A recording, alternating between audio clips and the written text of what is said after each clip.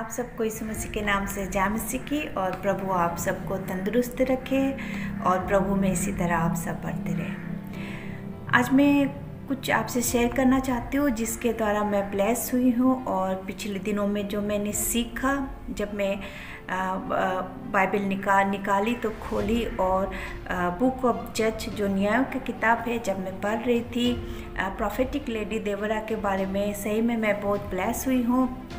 और इस वचन के द्वारा परमेश्वर ने मुझे काफ़ी चीज़ सिखाया, मुझे बहुत एनकरेजमेंट मिली। प्रभु ने मुझे बहुत हिम्मत दी, ताकत दिया, बल दिया कि कैसे हम प्रभु में बने रहे और कैसे हमारा विश्वास परमेश्वर के ऊपर टिके रहे। हालेलुया।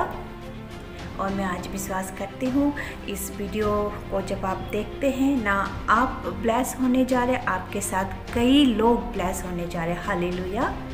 और जब हम देखते न्यायों की किताब चैप्टर 4 में जो प्रोफेटिक लेडी जो नबिया देबोरा जो नबिया थी, वो जब उस चैप्टर को हम पढ़ते हैं 1 से 23 तक, इतने अच्छे बातें, इतनी सुंदर चीज़ें जब मैं पढ़ती हूँ तो मुझे दिखती है, मैं फील करती हूँ कि कैसे परमेश्वर देबोरा से बात करती थी।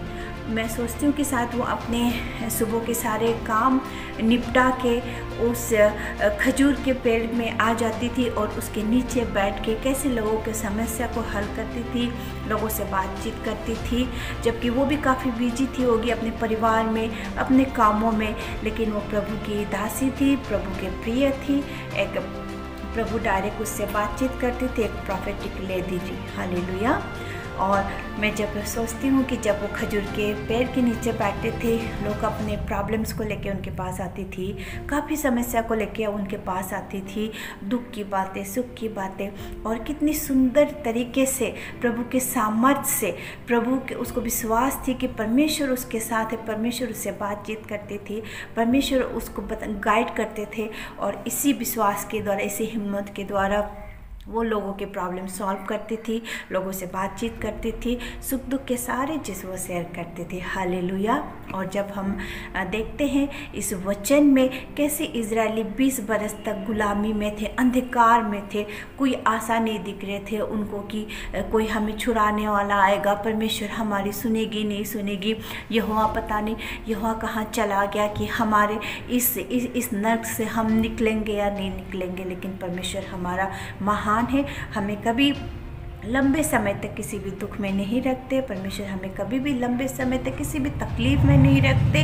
बस कमी हम में होती है कि हम परमेश्वर को दिल से नहीं पुकारते, कमी हम में होती है कि हम प्रभु को जानने के लिए पीछे हट जाते, जबकि हमें आगे बढ़ना चाहिए। हालेलुया।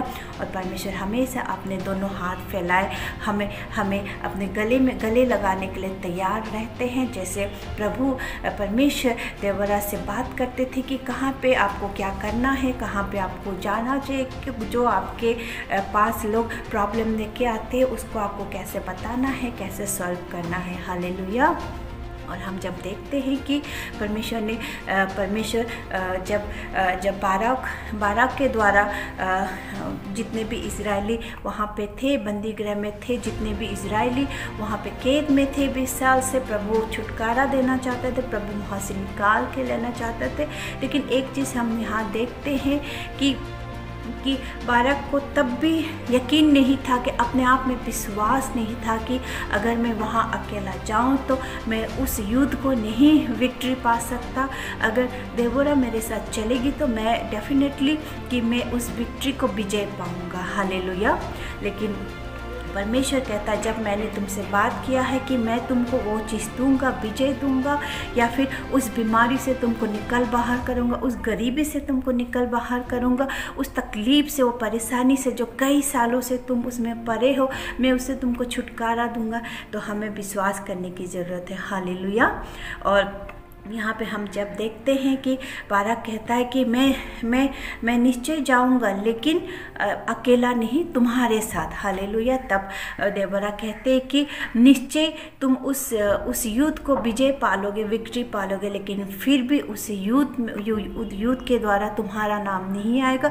एक लेडी के, एक स्त्री के द्वारा उस युद्ध को विजय पाया, ये हिस्ट्री में लिखा जाएगा। हालेलुया। और जब हम देखते हैं एंड में कैसे सिरसा भागते भागते एक उस स्त्री के घर में चले जाते, जहाँ पे शायद पीछे उसके घर पे या फिर आगे कहीं भी साइड में एक छोटी सी कुटिया बनी हो या फिर झोपड़ी, चाहे जैसा भी हो, जहाँ वो खुट्टी के नीचे थक के इतनी लंबे युद्ध के बाद जब उसने देखा कि अब कोई आशा नहीं, कि इनका परमेश्वर एक महान शक्तिशाली परमेश्वर है जो सारे हमारे सिरसा के, वो भागते भागते उस लेडी के कहीं झोपड़ी में, कुटिया में, जहाँ भी वहाँ पे वो थके हारा, जब वो देखता है कि कितना पूरा उनके सेना, उनके सारे सोल्जर, सारे उनका परमेश्वर जो शक्तिशाली है, जो स्ट्रांग है, जो कुछ भी कर सकता है, जो सारे ख़त्म हो चुके, तो वो वहाँ पे थके हारा, वो इतना लंबा जब एक युद्ध चलता है तो फिर वो डेफिनेटली वो ज़रूर थक जाएगा। और थके हारा जब वहाँ आता है उस खुट्टी में वो बैठ जाता है थक के, और उस लेडी से कहता है कि कोई भी यहाँ आए तो आप कहना कि मैं इधर हूँ नहीं, यहाँ पे कोई नहीं हूँ। उसका एक लास्ट होप था कि शायद मैं बच जाऊंगा, लेकिन जो कोई भी उस परमेश्वर, उस जीवित परमेश्वर के बच्चे को, उस जीवित परमेश्वर के लोगों को जो भी सताता है, उस जीवित परमेश्वर के लोगों को जो भी तकलीफ देता है, परमेश्वर एक टाइम तक बर्दाश्त करते, परमेश्वर एक टाइम तक देखते, लेकिन वो तकलीफ वो हमेशा के लिए नहीं है। परमेश्वर उसे जरूर छुटकारा देगा, और जो तकलीफ देने वाले को प्रभु दंड देने के लिए आज भी तैयार है। हालेलुया। और इसी तरह हालेलुया वो लेडी चुपके से एक हथौड़ा लेके आते हैं और उसे वही खुट्टी पे जो मार के, और वो डेथ वहीं पे हो जाता है, जैसे कि हम जानते हैं। और जब देखते हैं, जब बाराक वहाँ पहुँचते देखते कि वो ऑलरेडी मारा पड़ा हुआ है, वो पूरे ज़मीन तक गाड़ जाता है। हालेलुया। यहाँ पे हम ये देखते हैं कि कैसे परमेश्वर हमसे प्रभु बहुत प्यार करता है, हमसे परमेश्वर रोज़ बात करने चाहता है, लेकिन क्या हम तैयार हैं प्रभु को सुनने के लिए? क्या जैसे देबोरा जो प्रोफेटिक लेडी थी, परमेश्वर ने इतने बहुतायत से उसको आशीष किया था। हर दिन हर रोज़ मैं विश्वास करती हूँ, हर समय वो परमेश्वर से वो साथ बातें करती थी, और वो कितना सुंदर मोमेंट होता था जब वो प्रभु से डायरेक्ट बातें करती थी। वो देखती थी प्रभु उससे क्या काम करवाना चाहता है और क्या क्या कहना चाहता था। और जब हम बाराक को देखते हैं कि बाराक जानता तो था कि उसे ये सब हो जाएगा, लेकिन कहीं पे एक चूक थी कि विश्वास नहीं था शायद कि कोई साथ में हो। आज आपके और हमारे साथ भी शायद ऐसा हो सकता है। हालेलुया। जब प्रभु हमसे कह रहा है तो हमें विश्वास करने की ज़रूरत है। और हम यहाँ पे सबसे ज़्यादा मुझे ये सुंदर चीज़ लगती है कि जब देबोरा वहाँ जब खजूर के पैर के नीचे जब बैठती थी, कितना सुंदर मोमेंट होता था जब लोग उसको घेर के बैठते थे, उनके अपने प्रॉब्लम्स को लाते थे, और वो कैसे कितनी सुंदर तरीके से चीज़ों को हैंडल करती थी। और मुझे विश्वास है कि कोई भी वहाँ से खाली हाथ नहीं जाता था होगा। हालेलुया।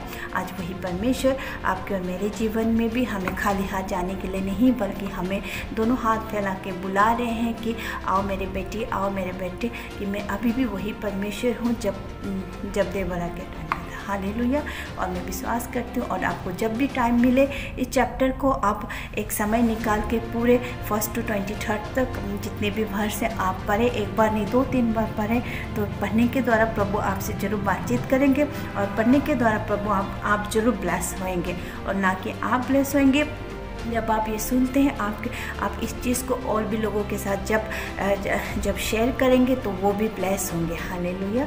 इस वचन के द्वारा परमेश्वर आप सबको बहुतायत से आशीष दे और प्रभु में इसी तरह बढ़ाते रहे। हालेलुया। आमीन। God bless you all.